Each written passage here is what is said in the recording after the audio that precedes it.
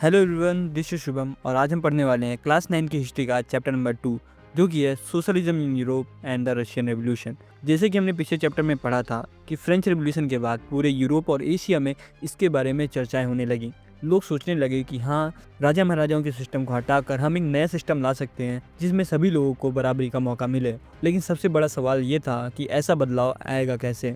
तो इस सवाल को जवाब देने के लिए उस समय यूरोप में 3 अलग अलग ग्रुप थे। तो चलिए मिलते हैं अब इन तीनों ग्रुप्स से। पहला था लिबरल्स, दूसरे थे रेडिकल्स और तीसरे थे कंजर्वेटिव्स। और इन तीनों लोग की सोच में काफ़ी डिफरेंस था। सबसे पहले आते हैं लिबरल्स। ये वो लोग थे जो समाज में बदलाव चाहते थे। उनका सबसे बड़ा सपना ये था कि एक ऐसा देश बनाना जहाँ सारे धर्म को बराबरी से देखा जाए। वो नहीं चाहते थे कि कोई राजा या डायनेस्टिक रूलर उन पर राज करे। वो इलेक्टेड गवर्नमेंट चाहते थे जो लोगों के हिसाब से काम करे। यह लोग वोट का अधिकार सिर्फ उन लोगों को देना चाहते थे जिनके पास प्रॉपर्टी हो। अब तुम खुद ही सोचो, ये लोग भी नहीं चाहते थे कि वुमेन्स को वोट देने का अधिकार हो। तो इसका मतलब क्या है कि लिबरल्स बदलाव तो चाहते थे लेकिन सबके लिए बराबरी नहीं चाहते थे।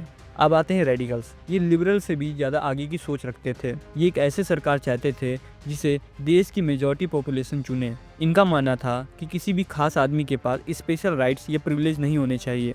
और सबसे इम्पॉर्टेंट बात है, ये लोग वोट देने का अधिकार हर किसी को देना चाहते हो, चाहे वो मर्द हो या औरत। ये वही लोग थे जिन्होंने वुमेन्स की वोटिंग राइट्स के लिए स्ट्रगल में साथ दिया। और ये लोग प्राइवेट प्रॉपर्टी के भी खिलाफ थे क्योंकि इनका मानना था कि प्रॉपर्टी कुछ ही लोगों के हाथ में नहीं होनी चाहिए। इसको गवर्नमेंटेड प्रॉपर्टी बना देना चाहिए और सबका अधिकार इन ज़मीनों पर होना चाहिए। अब आते कंजर्वेटिव। ये लोग ऐसे लोग थे जो कि पहले तो बदलाव के बिल्कुल खिलाफ थे, लेकिन जब फ्रेंच रेवोल्यूशन हुआ तो उसके बाद उन्हें समझ में आया कि कुछ बदलाव तो होना इम्पोर्टेंट है। इसलिए उन्होंने कहा कि बदलाव तो हो पर धीरे धीरे हो और इतिहास और परंपराओं का सम्मान करते हुए कोई भी चेंज लाया जाए। इनका मानना था कि जो पुरानी परंपराएं हैं उन्हें पूरी तरीके से ख़त्म नहीं करना चाहिए। थोड़े बहुत चेंजेस तुम कर सकते हो, वो चल जाएगा। Industrial society and socialism. अब इन सब चीज़ों के बीच यूरोप में एक और बड़ा बदलाव आ रहा था, इंडस्ट्रियल रेवोल्यूशन। नए नए शहर बस रहे थे, इंडस्ट्रीज बन रही थी, रेलवे नेटवर्क्स फैल रहे थे। इसकी वजह से यूरोप में नई समस्याएं भी आने लगीं। लोग बेहतर काम की तलाश में गांव से शहर आने लगे, जिससे शहरों की पॉपुलेशन बहुत तेजी से बढ़ने लगी। वर्कर्स को लंबे समय तक काम करना पड़ता था और उन्हें उसके पैसे भी बहुत ज़्यादा नहीं मिलते थे। अनएम्प्लॉयमेंट और रहने की जगह ना होने की वजह से एक बड़ी प्रॉब्लम क्रिएट हो चुकी थी शहरों पे। तो ये जो लिबरल्स और रेडिकल्स थे उन्होंने देखा कि वर्कर्स के साथ गलत हो रहा है। उन्हें लगा जो फैक्ट्री ओनर्स हैं वो सिर्फ अपने प्रॉफिट के बारे में ही सोचते हैं और वर्कर्स की उन्हें कोई भी परवाह नहीं है। इसलिए लिबरल्स और रेडिकल्स ने वर्कर का सपोर्ट करना शुरू कर दिया। अब इन ग्रुप्स को लगा कि ऐसे तो काम नहीं चलेगा, हमें एक रेवोल्यूशन की जरूरत है। इस वजह से फ्रांस, इटली, जर्मनी और रशिया जैसे देशों में रेवोल्यूशन स्टार्ट होने लगे। इनका मकसद था राजा महाराजाओं के सिस्टम को पूरी तरीके से खत्म कर देना। और इसी दौरान लगभग 19वीं सेंचुरी की मिडिल तक एक नया आइडिया पूरे यूरोप में फैलने लगा जिसका नाम था सोशलिज्म। लोगों को लगा कि सोशलिज्म ही एक ऐसा तरीका है जिससे सोसाइटी को बेहतर बनाया जा सके। सोशलिज्म का मतलब होता है समाजवाद। इस फिलॉसफी में ऐसा माना जाता है कि सोसाइटी में सबको बराबरी मिलनी चाहिए और प्रॉपर्टी सिर्फ कुछ ही लोगों के हाथ में नहीं होनी चाहिए, मतलब उसे सब में बांट देना चाहिए बराबर। सोशलिस्ट लोग प्राइवेट प्रॉपर्टी के बिल्कुल खिलाफ थे। उनका मानना था कि सारी परेशानी की जड़ ये प्राइवेट प्रॉपर्टी ही है। Building a socialist society. अब सोशलिज्म का आइडिया तो फैल रहा था, लेकिन सवाल ये था कि ऐसी सोसाइटी बनेगी कैसे। इसका जवाब देने के लिए कई थिंकर्स आए। रॉबर्ट ओवेन, एक इंग्लिश मैन्युफैक्चरर, ने कोऑपरेटिव कम्युनिटी बनाने का आइडिया दिया, जिसका कहना था कि लोग साथ मिलकर काम करें और जो भी प्रॉफिट हो उसे आपस में बांट लें। यानी कि ये जो ओनर वाला सिस्टम है उसे हटा देना चाहिए। हम जो वर्कर्स काम कर रहे हैं वो प्रॉफिट जनरेट करेंगे और उसे हम सब लोग आपस में बांट लेंगे। और ऐसे ही एक और व्यक्ति था, लुइस ब्लैंक, जिसने भी सेम कोऑपरेटिव बनाने का आइडिया दिया था। लेकिन उन्हें कहा कि गवर्नमेंट को इस काम में लोगों को इनकरेज करना चाहिए, मतलब गवर्नमेंट को भी इस काम में साथ देना चाहिए लोगों का। और सबसे पावरफुल आइडिया जो कि लोगों में फैला वो था कार्ल मार्क्स और फ्रेडरिक एंगल्स का आइडिया। कार्ल मार्क्स ने कहा कि इंडस्ट्रियल सोसाइटी में जो वर्कर्स हैं उन्हें कैपिटलिस्ट लोगों ने एक्सप्लॉइट किया है। उन्होंने यह भी कहा कि वर्कर्स ही इस समस्या को खत्म कर सकते हैं। उनका कहना था कि कम्युनिस्ट सोसाइटी ही भविष्य है जहाँ सारी प्रॉपर्टी समाज के कंट्रोल में होगी, यानी सारे लोग उस प्रॉपर्टी में कंट्रोल करेंगे। ऐसा नहीं है कि एक ही बंदे के पास पूरी प्रॉपर्टी होगी। अब 20वीं सेंचुरी की शुरुआत तक सोशलिज्म का आइडिया पूरे यूरोप में पॉपुलर हो गया था। जर्मनी, ब्रिटेन, फ्रांस जैसे देशों में सोशलिस्ट पार्टी बनने लगी। जैसे कि जर्मनी में सोशल डेमोक्रेटिक पार्टी बनी। यह पार्टी इलेक्शन तो लड़ती थी और सरकार बनाने की कोशिश भी करती थी, लेकिन हैरानी की बात यह थी कि इतनी कोशिशों के बाद भी कोई भी सोशलिस्ट गवर्नमेंट नहीं बन पाए। तो दोस्तों, जैसे कि मैंने आपको बताया कि ऐसे बहुत सारी कंट्रीज़ थे जहाँ पर सोशलिस्ट पार्टी बन रही थी, लेकिन अभी तक एक भी ऐसा देश नहीं था जहाँ पर सोशलिस्ट गवर्नमेंट बन पाए। लेकिन एक देश था जहाँ पर हालत कुछ अलग थे, जिसका नाम था रशियन एम्पायर। तो देखो यार, 1914 में रशिया एक छोटा मोटा कंट्री नहीं हुआ करता था, ये था एक मैसिव एम्पायर जिसमें सार निकोलस सेकंड का राज था। और अगर तुम रिलीजन की बात करो कि यहाँ पर कौन कौन से रिलीजन को मानने वाले लोग रहते थे, तो मेनली तुम्हें रशियंस, ऑर्थोडॉक्स क्रिश्चियनिटी ही मिलेंगे। लेकिन कैथोलिक, प्रोटेस्टेंट, मुस्लिम, बुद्धिस्ट, ये सब लोग भी तुम्हें काफ़ी मात्रा में देखने को मिल जाएंगे। अब चलो थोड़ा और डीप जाते हैं और समझते हैं कि वहाँ की सोसाइटी कैसी थी। अगर तुम उस समय की रशिया की सोसाइटी देखोगे तो लगभग उसमें 85% लोग खेती पर डिपेंडेंट थे। अगर तुम इसे कंपेयर करोगे फ्रांस और जर्मनी से, तो तुम्हें पता चलेगा कि वहाँ पर 50% पॉपुलेशन ही एग्रीकल्चर पर डिपेंडेंट थी, लेकिन यहाँ पर 85% पॉपुलेशन है, जो कि बहुत बड़ा हिस्सा है। इसलिए खाना खुद के लिए भी ग्रो करते थे और साथ ही मार्केट के लिए भी। लेकिन कहानी सिर्फ खेती की नहीं थी। चलो अब सिटीज़ की तरफ चलते हैं और इंडस्ट्रीज़ का सीन देखते हैं। तो हमें जानने को ये मिलता है कि सेंट पीटरबर्ग और मॉस्को जैसे ही शहरों में इंडस्ट्रीज़ थी। बाकी ऐसी नॉर्मल जगहों पे तुम्हें इंडस्ट्रीज़ नहीं देखने को मिलेंगी। लेकिन जब 1890s में रेलवे नेटवर्क एक्सटेंड हुआ और बाहर के देशों ने इस पर पैसा लगाया, तो थोड़ा इंडस्ट्रियल ग्रोथ तो हुआ, जिसकी वजह से कोल का प्रोडक्शन लगभग डबल हो गया था और आयरन और स्टील का 4 गुना हो गया। तो अब सुनो कि वर्कर्स की ज़िंदगी कैसी थी। सरकार सबके सामने ये बोलती थी कि हम वर्कर्स को मिनिमम वेजेस प्रोवाइड करते हैं कम से कम, और उनके आवर्स भी कंट्रोल में रखते हैं और ये देखते हैं कि उनकी ज़िंदगी कैसी चल रही है। लेकिन ग्राउंड रियलिटी की बात करें तो ऐसा कुछ भी नहीं था। क्राफ्ट यूनिट में लोग 15-15 घंटे तक काम करते थे और फैक्ट्रीज में 10 से 12 घंटे तक काम करवाया जाता था। और रही रहने की बात, तो उनके लिए कोई भी जगह दे दी जाती थी, चाहे वो रूम हो या डॉर्मेट्री, जिसमें हज़ारों लोग बैठकर वहीं पर रहते थे। फिर भी वर्कर्स के अंदर अपनी एक पहचान थी। जो मेटल वर्कर्स थे वो अपने आप को एरिस्टोक्रेट्स मानते थे वर्कर्स के अमंग, यानी कि वो अपने आप को सबसे ऊंची पदवी मानते थे वर्कर्स में, क्योंकि उनका काम स्किल्ड होता था। लेकिन ऐसा ही नहीं कि सिर्फ मेंस ही वहाँ पर काम करते थे। एक्चुअली 1914 तक 31% जो वर्कर्स थे वो वुमेंस थी। लेकिन अगर सैलरी की बात करो तो उनको सिर्फ आधी या फिर 3/4 सैलरी ही मिलती थी। लेकिन जब ओनर से पंगा हो जाता था तो सारे वर्कर साथ में मिलकर स्ट्राइक्स में चले जाते थे। तो चलो अब वापस गांव के इलाकों की साइड चलते हैं कि वहाँ पर हालात अब कैसे हो गए थे। तो वहाँ पर जो पीजेंट्स थे वो ज़मीन पर खेती करते थे, लेकिन ज़मीन उनकी नहीं होती थी। सारी जो ज़मीन थी वो चर्च या नोबिलिटी के पास होती थी, क्योंकि पीजेंट्स रिलीजन में बहुत ज़्यादा भरोसा रखते थे, इसलिए उन्हें चर्च से ज़्यादा दिक्कत नहीं थी। लेकिन उन्हें मेन दिक्कत थी नोबिलिटी से, क्योंकि जो नोबल्स थे उनका डायरेक्ट कनेक्शन सार से था। फिर 1902 का टाइम आता है जब साउथ रशिया के पीजेंट्स ने रेंट देने से मना कर दिया था नोबल्स को। और सिर्फ इतना ही नहीं, उन्होंने वहाँ के लैंडलॉर्ड्स को भी मार दिया। और फिर ये आग 1905 तक पूरे रशिया में स्प्रेड हो चुकी थी। तो एक तरफ तुम देख सकते हो कि शहरों में वर्कर्स की हालत बहुत ख़राब है और वो लोग गुस्से में हैं, और दूसरी तरफ पीजेंट्स अभी आक्रमण कर रहे हैं। और इसी टाइम पे सोशलिस्ट का आइडिया लोगों तक पहुंचने लगा था। सबसे इंटरेस्टिंग बात यह है कि लोग अब सोचने लगे थे कि सार के साम्राज्य को अभी ख़त्म करना चाहिए, इसलिए लोगों ने पॉलिटिकल पार्टी बनाने का डिसाइड किया। लेकिन 1914 के पहले रशिया में कोई भी पॉलिटिकल पार्टी लीगल नहीं मानी जाती थी। लेकिन फिर भी 1898 में एक नई पार्टी बनी जिसका नाम था Russian social democratic worker party, यानी कि RSDWP। ये लोग कार्ल मार्क्स के आइडियाज़ को फॉलो करते थे। उनका मिशन था वर्कर्स को मोबिलाइज करना, स्ट्राइक ऑर्गेनाइज करना और न्यूज़पेपर के जरिए सोशलिस्ट आइडिया को फैलाना। लेकिन अब सुनो असली ट्विस्ट क्या था कि पार्टी के अंदर ही डिवीज़न होने लगा था। 1903 में एक मीटिंग हुई और लोगों के बीच एक बड़ी डिबेट चलने लगी। एक तरफ थे लिन, उनका मानना था कि रशिया जैसे रिप्रेसिव देश में एक डिसिप्लिन और टाइट पार्टी ही होनी चाहिए, सिर्फ सिलेक्टेड और डेडिकेटेड मेंबर ही पार्टी का हिस्सा बने। ये ग्रुप कहलाता था बोल्शेविक, यानी कि मेजॉरिटी। दूसरी तरफ मेंशेविक थे। ये लोग चाहते थे कि पार्टी हो तो ओपन हो और इंक्लूसिव पार्टी हो, जैसे कि जर्मनी में सोशलिस्ट पार्टी थी। वो सोचते थे कि जितने ज़्यादा वर्कर्स ज्वाइन करना चाहते हैं उतना ही अच्छा है, चाहे उनकी कमिटमेंट थोड़ी कम ही क्यों ना हो। और क्योंकि ये ग्रुप थोड़ा मिनॉरिटी में था, इसलिए इसका नाम रख दिया गया मेंशेविक। मतलब एक ही पार्टी के 2 फ्रैक्शन, लेकिन दोनों की सोच एकदम अलग। लेकिन कहानी यहीं पर ख़त्म नहीं होती। एक और पार्टी बनती है जो कम्प्लीटली पीजेंट्स के लिए लड़ती थी, जिसका नाम था सोशलिस्ट रिवोल्यूशनरी पार्टी।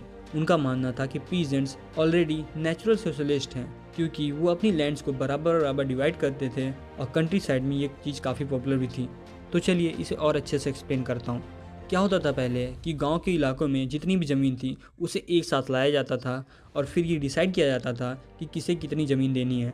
जिस परिवार में ज़्यादा लोग होते थे उसे ज़्यादा ज़मीन दी जाती थी और जिसमें कम उसे कम ज़मीन दी जाती थी। और ये कुछ पीरियोडिक टाइम में चेंज होता रहता था, यानी कि हर कुछ सालों में ऐसी फिर से मीटिंग ऑर्गेनाइज कर दी जाती थी और फिर से डिवीजन कर दिया जाता था। इसलिए ये लोग कह रहे थे कि पीजेंट्स नेचुरल सोशलिस्ट हैं। अब तुम यहाँ पर सीन अच्छे समझो। एक तरफ थे बोल्शेविक वर्सेस मेंशेविक जिनकी इंटरनल फाइट चल रही थी, और दूसरी तरफ से पीजेंट्स के लोग जो अपने आप को सोशलिस्ट रिवोल्यूशनरी पार्टी के अंदर मानते थे। मतलब रशिया में अब अलग अलग पार्टीज लड़ने के लिए रेडी हो चुके थे। और फिर वो घड़ी आती है जिसने सब कुछ बदल के रख दिया, 1905 का रेवोल्यूशन। समझने वाली बात यह है कि रसिया एक ऑटोक्रेसी था। यूरोप के रूलर्स के पास कुछ लिमिटेशंस होती थी, पर सार उसके पास पूरी पावर थी।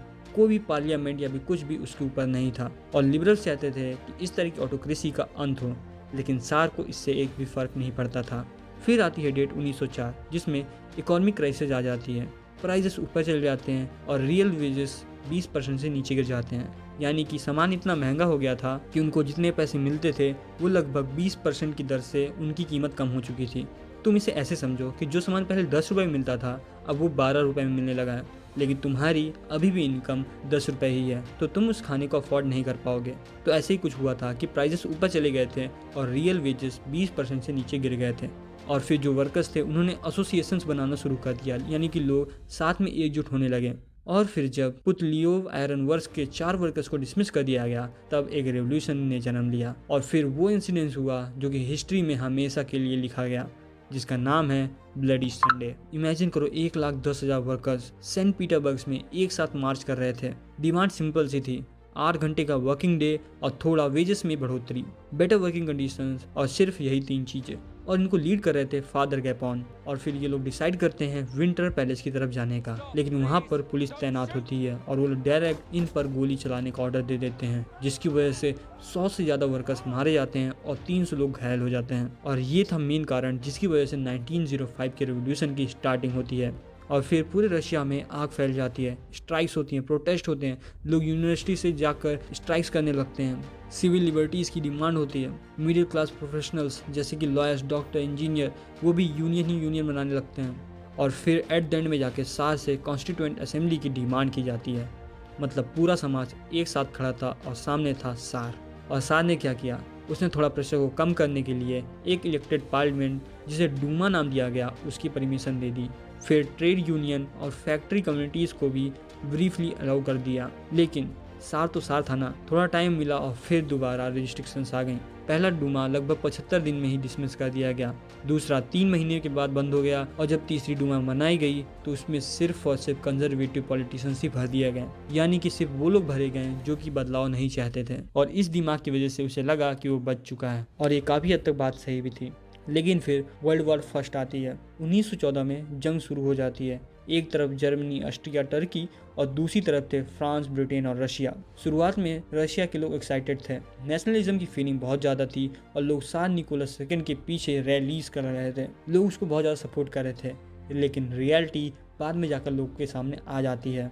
अब वॉर का कुछ सीन बताते हैं कि क्या था। जो ईस्टर्न फ्रंट था उस पर सिचुएशन वेस्टर्न फ्रंट से बिल्कुल अलग थी। जो वेस्ट का इलाका था उसमें आर्मी जो है वो ट्रेंचेस में फंसी थी, यानी कि पहाड़ी इलाकों में बहुत ज़्यादा फंस चुकी थी। लेकिन ईस्ट में आर्मीज एक जगह से दूसरी जगह मूव कर रही थी। और फिर 1914 से 1916 के बीच रशिया बार बार जर्मनी और ऑस्ट्रिया के सामने हार जाता है। और फिर 1917 तक लगभग 7 लाख लोग वहां पर मारे गए। और फिर इसके बाद आया इकोनॉमिक डिजास्टर। जब रशियन आर्मी रिट्रीट कर रही थी तो क्रॉप्स और बिल्डिंग्स खुद ही डिस्ट्रॉय कर देती थी। इस वजह से 30 लाख लोगों के घर भी उसी वक्त तहस नहस हो चुके थे। रेलवे लाइंस टूट गई थी, मशीन्स ब्रेकडाउन हो गए थे और लेबर्स की शॉर्टेज हो चुकी थी, क्योंकि आधे से ज़्यादा जो मर्द थे वो सोल्जर्स ही बन चुके होते थे और मारे जा चुके होते थे। छोटी छोटी जो वर्कशॉप्स थी वो बंद हो चुकी थी और जो अनाज बचा कुचा था उसे आर्मी को फीड कराने में चला जाता था। सिटीज़ में ब्रेड और फ्लोर की शॉर्टेज की वजह से बहुत बुरी हालात हो चुकी थी और इसकी वजह से 1917 में की सर्दियों में ब्रेड शॉप पे रॉड्स भी कॉमन बन गए थे। इसके साथ साथ लोग ऑटोक्रेसी से नफरत भी करने लगते हैं और रशिया और जर्मनी की फाइट की वजह से लोग जर्मनी से बहुत नफरत करने लगते हैं और इसलिए वो सेंट पीटरबर्ग का नाम चेंज कर पेट्रोग्रेड कर देते हैं, क्योंकि सेंट पीटरबर्ग एक जर्मन नेम था। और लोग एरिस्टोक्रेसी से इसलिए भी नफरत करने लगे थे क्योंकि जो राजा की रानी थी यानी अलेक्जेंड्रा वो जर्मन ओरिजिन की थी, इसलिए लोग शक करते थे कि ये जर्मनी से ही क्यों फाइट कर रहा है और इसलिए उन्हें राजा पर ट्रस्ट नहीं होता था। और उसके बाद राजपुतिन नाम का एक हॉली मैन था जो रॉयल फैमिली को एडवाइस देता था, उसकी वजह से मोनार्की और भी अनपॉपुलर हो चुकी थी। और देखो, जब ये सारी प्रॉब्लम एक साथ आ जाए तो इसे कहते हैं परफेक्ट स्टॉर्म। और जब ये सारे फैक्टर्स एक साथ मिल जाएं तो फिर होना ही क्या था, एक मूवमेंट आया जिसने दुनिया को हिला दिया, फरवरी 1917, द फरवरी रेवोल्यूशन। तो दोस्तों, फरवरी रेवोल्यूशन को समझने के लिए हमें सेंट पीटर्सबर्ग की बेसिक जियोग्राफी को समझना होगा कि वहाँ का सिटी का लेआउट कैसा था। तो दोस्तों, सिटी के बीच एक रिवर बहती थी जिसका नाम था नेवा रिवर, जो सिटी को मेनली दो पार्ट में डिवाइड कर देती थी। एक था राइट बैंक, दूसरा था लेफ्ट बैंक। जो राइट बैंक था उसमें गरीब लोग रहते थे और उनकी फैक्ट्रीज भी वहीं पर रहती थी, लेकिन लेफ्ट बैंक पे रिच लोग, विंटर पैलेस और गवर्नमेंट बिल्डिंग्स जैसे एरियाज थे, जो कि साफ साफ दिखाता था कि रिच और पुअर के बीच काफी ज्यादा डिवीजन हो रहा था। फिर आती है फरवरी 1917, जिसमें पेट्रोग्राड में बहुत ज्यादा ठंड पड़ रही थी और वर्ल्ड वॉर फर्स्ट भी चल रहा था, जिसकी वजह से जितना भी खाना था उसे आर्मी को फीड कराने में यूज कर दिया जाता था, इसलिए लोगों के पास खाना भी नहीं बच पा रहा था। फिर जब राइट बैंक की फैक्ट्री ब्लॉकआउट हो गया तो 50 फैक्ट्रीज के वर्कर्स ने मिलकर स्ट्राइक कर दी। उससे में सारे फैक्ट्री वर्कर लेफ्ट बैंक से राइट बैंक की तरफ जाने लगे और पहुंचे नेस्की प्रोस्पेक्ट, और वहां पर जाकर वो प्रोटेस्ट करने लगे। गवर्नमेंट ने इमीडिएटली कर्फ्यू लगा दिया और वर्कर्स को मजबूरी में वापस जाना पड़ा, लेकिन वर्कर्स हार मानने वाले थोड़ी न थे। उन्होंने 24 और 25 फरवरी को फिर से स्ट्रीट में आने का डिसाइड किया और प्रोटेस्ट करने लगे। सार ने पुलिस को ऑर्डर दिया कि वर्कर्स पर जाकर कंट्रोल करे, लेकिन सिचुएशन बहुत सीरियस हो चुकी थी। पुलिस जब खतरनाक एक्शन लेने लगी थी तो आर्मी सोल्जर्स भी राजा के एंगेज हो गए। उन्होंने वर्कर्स का साथ दिया और सब ने मिलकर पुलिस हेडक्वार्टर पर तोड़फोड़ मचा दी। राजा ने क्लेवरी को बुलाया, क्लेवरी होती है जो घुड़सवार की पुलिस होती है, उसे क्लेवरी बोलते हैं, ठीक है। फिर राजा ने क्लेवरी को बुलाया और फायरिंग का ऑर्डर दे दिया, लेकिन क्लेवरी ने भी फायरिंग करने से मना कर दिया। अब तक सोल्जर्स और वर्कर्स दोनों राजा से परेशान हो चुके थे और उन्होंने मिलकर बनाई एक काउंसिल जिसका नाम रखा गया पेट्रोग्राड सोवियत। अगली सुबह मिलिट्री ऑफिसर्स राजा से मिलने आए और उन्होंने उन्हें एडवाइस दी कि वो अपनी राजगद्दी छोड़ दें, और राजा ने 2 मार्च 1917 को ऐसा ही किया। सार निकोलस सेकंड ने अपनी पदवी से रिजाइन कर दिया और ये 300 साल का राजा महाराजाओं का शासन अब खत्म हो गया। इसके बाद पेट्रोग्राड सोवियत और ड्यूमा ने साथ में मिलकर प्रोविजनल गवर्नमेंट बनाई। ये गवर्नमेंट टेम्परेरी कंट्री को रन कराने के लिए थी, लेकिन यहाँ पर एंट्री होती है इम्पोर्टेंट लीडर की, व्लादिमीर लेनिन की। लेनिन जैसे ही रशिया वापस आया उसने 3 इम्पोर्टेंट डिमांड्स को रखा, जिसे अप्रैल थीसिस के नाम से जाना जाता है। पहली मांग थी कि वर्ल्ड वॉर फर्स्ट को खत्म कर दिया जाए, दूसरी थी कि जितनी भी लैंड सब प्रेसिडेंट्स को दे दी जाए, और तीसरा था कि बैंक्स को नेशनलाइज कर दिया जाए, यानी कि बैंक को गवर्नमेंट के कंट्रोल पे रख दिया जाए। लिन ने यह भी कहा कि बोल्शेविक पार्टी का नाम बदलकर कम्युनिस्ट पार्टी रख देना चाहिए। अब लिन को लग रहा था कि प्रोविजनल गवर्नमेंट वर्कर्स के लिए प्रॉब्लम क्रिएट कर रही है, क्योंकि गवर्नमेंट में मोस्टली लैंडलॉर्ड्स, बिजनेसमैन और आर्मी ऑफिसर्स थे और वो लोग कभी भी वर्कर्स का साथ नहीं दे रहे, इसलिए उसको लग रहा था कि इस तरह की गवर्नमेंट को हटा देना चाहिए। अब धीरे धीरे क्या होता है कि वर्कर्स मूवमेंट फैलने लगते हैं, फैक्ट्रीज कमेटीज बनने लगती हैं, ट्रेड यूनियन बनने लगते हैं, आर्मी सोल्जर्स कमेटीज फॉर्म करने लगते हैं, जिसकी वजह से प्रोविजनल गवर्नमेंट को लगा कि उसकी पावर कम हो रही है और बोल्शेविक की पावर बढ़ रही है, तो उन्होंने गलत स्टेप लेना शुरू कर दिया, जैसे कि सारे लीडर्स को जेल में डालना शुरू कर दिया, फ्रीडम ऑफ स्पीच को रजिस्ट्रिक्ट कर दिया, जिसकी वजह से वर्कर्स और गवर्नमेंट के बीच कॉन्फ्लिक्ट भी बढ़ने लगा। अब लेनिन ने डिसाइड किया कि अब प्रोविजनल गवर्नमेंट के अगेंस्ट रिवॉल्ट करना होगा। उसने सबको कन्विंस किया। फिर 16 अक्टूबर 1917 को लिन ने पेट्रोग्राड सोवियत को भी कन्विंस कर लिया और मिलकर मिलिट्री रेवोल्यूशनरी कमेटी बनाई, जिसका लीडर लियोन ट्रोट्स्की को बनाया गया। 24 अक्टूबर 1917 को फाइनली अपराइजिंग स्टार्ट हो गई। ये सब देखते हुए वहाँ का जो प्राइम मिनिस्टर था केरेनस्काई, इसने आर्मी को ऑर्डर दिया कि बोल्शेविक की न्यूज़पेपर बिल्डिंग्स को सीज कर दिया जाए, लेकिन बोल्शेविक ज़्यादा स्ट्रांग थे। उन्होंने प्रोविजनल गवर्नमेंट मिनिस्टर्स को अरेस्ट कर लिया, गवर्नमेंट ऑफिसर्स पर कंट्रोल कर लिया और इस वजह से बैटल में बोल्शेविक भी जीत गए। जैसे ही बोल्शेविक की जीत हुई, लिन के पास सारी पावर आ गई। पावर मिलते ही लिन ने डिसाइड किया कि रिवोल्यूशनरी चेंजेस किए जाएं, बैंक को नेशनलाइज कर दिया जाए, इंडस्ट्री को नेशनलाइज कर दिया जाए, प्राइवेट प्रॉपर्टी को सोशल प्रॉपर्टी डिक्लेयर कर दिया जाए, नोबल्स की लैंड को पीजेंट्स को डिस्ट्रीब्यूट कर दिया जाए और आर्मी यूनिफॉर्म चेंज करवा के सोवियत हैट इंट्रोड्यूस कर दिया और इसके बाद बोल्शेविक पार्टी का नाम रशियन कम्युनिस्ट पार्टी रख दिया। फिर नवंबर 1917 में कॉन्स्टिट्यूएंट असेंबली के लिए इलेक्शन हुए। लिन को लगा कि बोल्शेविक पार्टी इजीली जीत जाएगी क्योंकि उन्होंने प्रोविजनल गवर्नमेंट को हराया है, लेकिन शॉकी रिजल्ट अलग ही है। बोल्शेविक पार्टी इलेक्शन में हार गई। लिन को गुस्सा आ गया, उसने पूरी असेंबली को डिसॉल्व कर दिया, लोगों से कहा कि अब इलेक्शन नहीं होंगे और उसने ये भी कहा कि अब जो भी गवर्नमेंट बनेगी मैं ही डिसाइड करूंगा। अब लेनिन ने जर्मनी के साथ हाथ मिला लिया, जो कि रशिया का एनिमी था वर्ल्ड वॉर फर्स्ट में, ठीक है। उसके साथ हाथ मिला लिया और लोगों से उनके फंडामेंटल राइट्स भी छीन लिए। अब लोगों के पास फ्रीडम नहीं बची और रशिया वन पार्टी स्टेट बन चुका था। अब लेनिन ने सीक्रेट पुलिस भी डिप्लॉय कर दी थी, जिसकी वजह से किसी को भी पनिशमेंट दे सकता था जो भी गवर्नमेंट के अगेंस्ट बोलते थे। लोग जो पहले लेनिन को सपोर्ट करते थे वो भी अब डिसअपॉइंट हो चुके थे, क्योंकि उन्होंने लेनिन से ये सारी चीजें एक्सपेक्ट नहीं की थी। Civil war 1918 to 1920। रशिया में सिविल वॉर स्टार्ट हो गई क्योंकि बहुत लोग लेनिन से परेशान हो गए थे और ये वॉर 3 ग्रुप्स के बीच हुई। पहले था रेड, जिसमें लेनिन के सपोर्टर्स आते थे और बोल्शेविक आते थे। दूसरे थे ग्रीन, जिसमें पीजेंट्स आते थे। और तीसरे थे व्हाइट्स, जिसमें सार के सपोर्टर्स आते थे जो ऑटोक्रेसी को वापस लाना चाहते थे। फॉरेन कंट्रीज ने भी ग्रीन्स और व्हाइट्स को ही सपोर्ट किया, क्योंकि वो नहीं चाहते थे कि रशिया में सोशलिज्म फैले। उन्हें डर था कि कल उनके देश में भी सोशलिज्म की डिमांड होने लगेगी, इसलिए उन्होंने ग्रीन्स और व्हाइट्स को सपोर्ट किया। लेकिन 3 साल तक ये युद्ध चलने के बाद रेड्स यानी बोल्शेविक जीत गए और जनवरी 1922 तक लेनिन की पार्टी के पास सारी पावर वापस आ गई। लेनिन की जीत के बाद बोल्शेविक ने सोचा कि जो प्रॉमिसेस किए थे लोगों से उन्हें पूरा करना चाहिए, इसलिए उन्होंने 5 ईयर्स प्लान बनाना शुरू कर दिया। पहले 5 साल में गवर्नमेंट ने सब चीज़ों के प्राइजेस फिक्स कर दिए, इंडस्ट्रियल ग्रोथ को बढ़ाया, इंडस्ट्रियल प्रोडक्शन इंक्रीज कर दिया, नई सिटीज़ डेवलप की, स्कूल सिस्टम को इम्प्रूव किया और हेल्थ केयर फैसिलिटीज़ में ज़्यादा ध्यान दिया। इस सेंट्रलाइज प्लानिंग की वजह से रशिया की इकॉनमी बहुत अच्छे से इम्प्रूव होने लगी थी। लेकिन इसके बाद लेनिन की डेथ हो जाती है और स्टैलिन पावर में आ जाता है। फिर 1928 तक आते आते ग्रीन्स की बहुत ज़्यादा शॉर्टेज हो जाती है, क्योंकि गवर्नमेंट ने ग्रीन्स के प्राइस फिक्स कर दिए थे, तो फार्मर्स ग्रीन्स को बेचना भी बंद कर दिए थे। स्टैलिन ने इमरजेंसी मेजर्स लिए, जो ग्रीन्स था उसे देना कंपलसरी कर दिया। जो पार्टी के मेंबर्स थे वो पीजेंट्स के घर में जाकर ग्रीन्स को कलेक्ट करने लगे और रिच फार्मर्स के घर पर रेड मारने लगे। ये सारी चीजें करने के बाद भी ग्रीन्स की शॉर्टेज ही चल रही थी। फिर स्टैलिन ने कल्टीवेशन प्रोग्राम लॉन्च किया, लोगों की इंडिविजुअल लैंड को कलेक्टिवली फार्मिंग के लिए यूज किया, मॉडर्न मशीनरीज का यूज किया और प्रोडक्शन जिसकी वजह से इंक्रीज करने की कोशिश की। सबको कलेक्टिव फार्मिंग कंपलसरी कर दिया। जब पीजेंट्स ने रिफ्यूज किया तो स्टैलिन ने उन्हें जेल में डालना शुरू कर दिया। पीजेंट गुस्से में आ गए और अपने ही लाइव स्टॉक्स को किल करने लगे। फिर 1930 से 1933 तक सिचुएशन इतनी खराब हो गई कि 4 मिलियन लोग मारे गए स्टारवेशन से, और इसकी वजह से स्टैलिन के अपने पार्टी के मेंबर ही उसे क्रिटिसाइज करने लगे। तो फिर स्टैलिन ने क्या किया, जो भी उसके अगेंस्ट आता था उसे एनिमी ऑफ स्टेट डिक्लेयर कर दिया और फिर उसे जेल में डाल दिया या फिर लेबर कैंप में भेज दिया। फिर 1939 तक 2 मिलियन लोग को जेल और लेबर कैंप में भेज दिया गया था। Global impact of Russian revolution. Russian revolution की वजह से कम्युनिस्ट पार्टी दुनिया भर में बनने लगी थी। बोल्शेविक ने conference of the people of the east organise की, जिसमें रशिया के अलावा भी लोग पार्टिसिपेट कर सकते थे। कमिंटर्न बनाया गया जिसमें सोशलिज्म को इंटरनेशनली प्रमोट किया जा सके। यूनिवर्सिटीज़ खोली गई जहाँ सोशलिज्म के बारे में सिखाया जाता था। तो डिफरेंट कंट्रीज़ में लोगों ने रशियन रेवोल्यूशन से डिफरेंट लेसन्स लिए। Impact on India.